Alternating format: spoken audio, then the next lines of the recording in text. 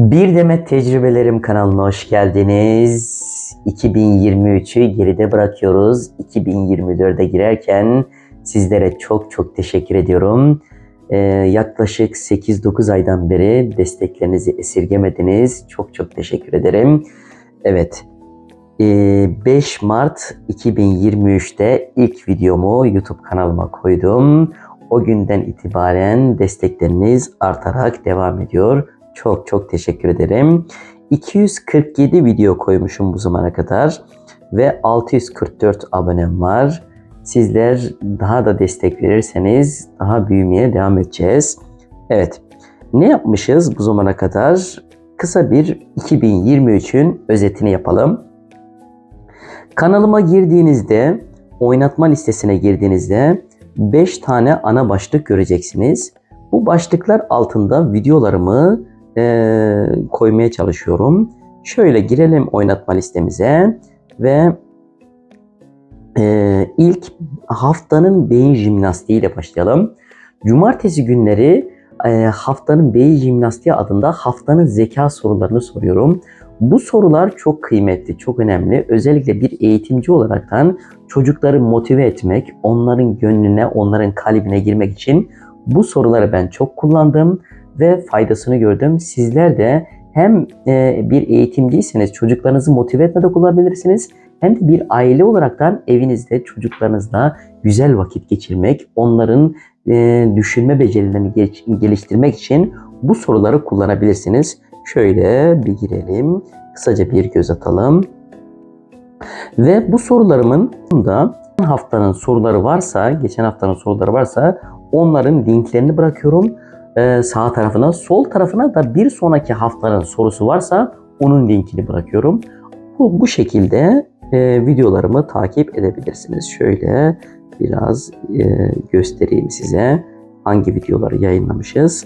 Birbirinden güzel, birbirinden ilginç sorular, değişik sorular. Evet, diğer bir bölümümüz sosis balon atölyesi. Bunu da pazartesi, salı günleri bu videoyu yayınlamaya çalışıyorum. Burada sosis balondan değişik şekiller yapabiliyoruz. Bir balon deyip geçmeyin, çocuklar çok seviyor. Bu balonla çocukların gönlüne, kalbine girebilirsiniz. Birlikte etkinlik yapabilirsiniz çocuklarınızla. Neler yapmışız sosis balondan? Bunları birlikte bakalım. Sosis balondan kılıç yapmışız, ayı yapmışız, tırtıl yapmışız, at yapmışız, köpek yapmışız, gül yapmışız, maymun yapmışız, kaplan yapmışız, aslan yapmışız, yıldız yapmışız, deve yapmışız, kalp yapmışız, kelebek yapmışız, yusufçuk böceği yapmışız, kuğu yapmışız, tavşan yapmışız, evet, deniz atı yapmışız, deniz yıldızı yapmışız, şapka yapmışız, yengeç yapmışız, zürafa yapmışız, kedi yapmışız, deniz kaplumbağası yapmışız, 3 tane model tekrar kılıç yapmışız, çiçek yapmışız, nilüfer çiçeği yapmışız, yılan yapmışız, zürafa yapmışız tekrar, balık yapmışız 2 tane modelde, salyangoz yapmışız, farklı bir model şapka yapmışız, kelebek yapmışız, sosis balondan gül yapmışız, farklı bir gül, uçak yapmışız, lale yapmışız, köpek yapmışız 2 tane modelde. Evet, bayağı şey yapmışız. Evet, bunlarla çocuklarla eğlenebilirsiniz. Çocukları mutlu edebilirsiniz. Mutlaka denemenizi tavsiye ediyorum. Böyle ayrıntılı anlatmaya çalışıyorum. Videolarımda bu anlattığım şeylerde anlaşılmayan yerler varsa uyarırsanız, sizlerin geri dönüşleri benim için çok kıymetli. Bu nedenden dolayı yorumlarınızı, like'larınızı ayrıca bekliyorum. Diğer bir bölümümüz zeka küpü zamanı diye, zeka küpü zamanı diye bölümümüz. Burada da zeka küplerinin çözümlerini anlatıyorum. Bunlar da çocukların el kas becerilerini geliştirmede ve çocukların hafızasını geliştirmede farklı bir etkinlik olaraktan geçiyor. Çok popülerdir bu sosis küp dünyası. Küp dünyasına ilk başlarken 3x3 küple başlamanız lazım. Bu küpü öğrendikten sonra adım adım diğer küpleri öğrenebilirsiniz. Onun için ilk başta ilk video olaraktan 3 çarpı 3 küpün nasıl anlatıldığını ayrıntılı bir şekilde anlattım. Sonra biraz daha ayrıntıya girmek için, çünkü bu küp çok önemli, burada bölüm bölümde anlattım. 8 bölümle bunu anlatmışım. Sonra bu bölümlerin birleşimini yayınladık. 3 küple yapılacak bazı şekiller, bazı formülleri göstermişim. 2 çarpı 2 küp anlattık sonra. Bunu da bölüm bölüm anlattık ve bölüm birleşimini yaptık. Sonra 4 çarpı 4 küp anlattık ve sonra bölüm bölüm anlattık, bölüm birleşimini yaptık. 5 çarpı 5 küp anlattık ve bölüm bölüm anlattık bunları sonra ve bunun bölüm birleşimini yaptık. Sonra piramit küpü, 3 katmanlı piramit küpü anlattım. Megamix küpü bölüm bölüm anlattık, bölüm birleşimini yaptık. Megamix küpten sonra Gear küpü anlattık, yılan küpü anlattık, Scale küpü anlattık, bir küp anlattık.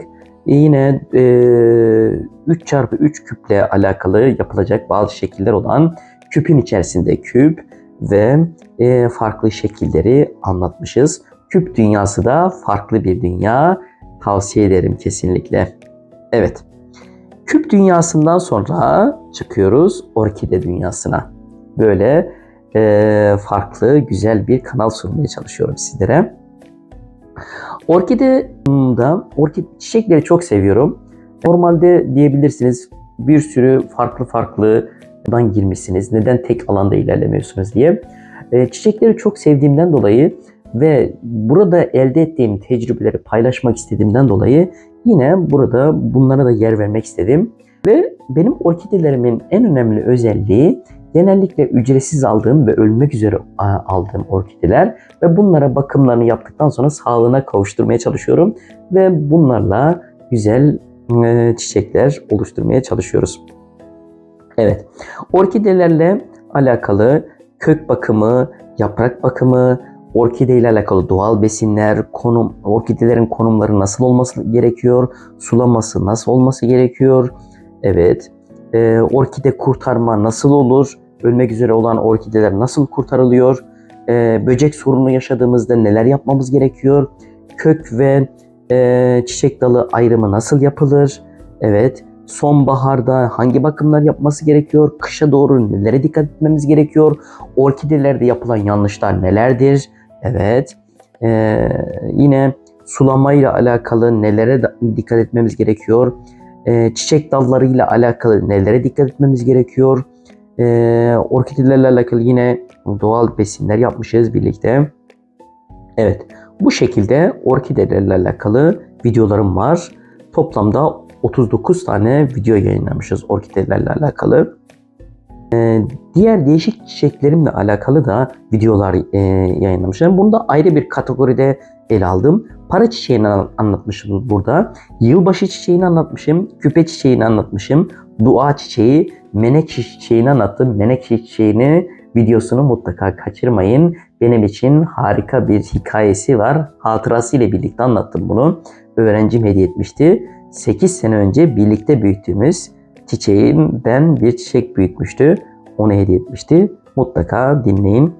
Evet, tesbih çiçeğini anlattık. Kaktüslerle alakalı kurdale çiçeğini anlatmışız. Ve en son sukulentlerle alakalı bir video yayınlamışız. Bir de para çiçeğinin bakımıyla alakalı yine bir video yayınlamışız. Evet.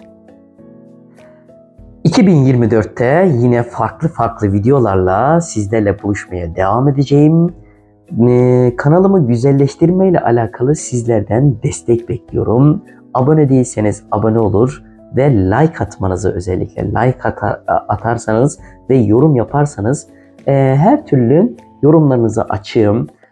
Olumlu ya da olumsuz. Ben sizlerin söylediği şeyleri mutlaka dikkate alıyorum ve elimden geldiği kadar bunları düzeltmeye çalışıyorum. Hatalarımı, eksiklerimi.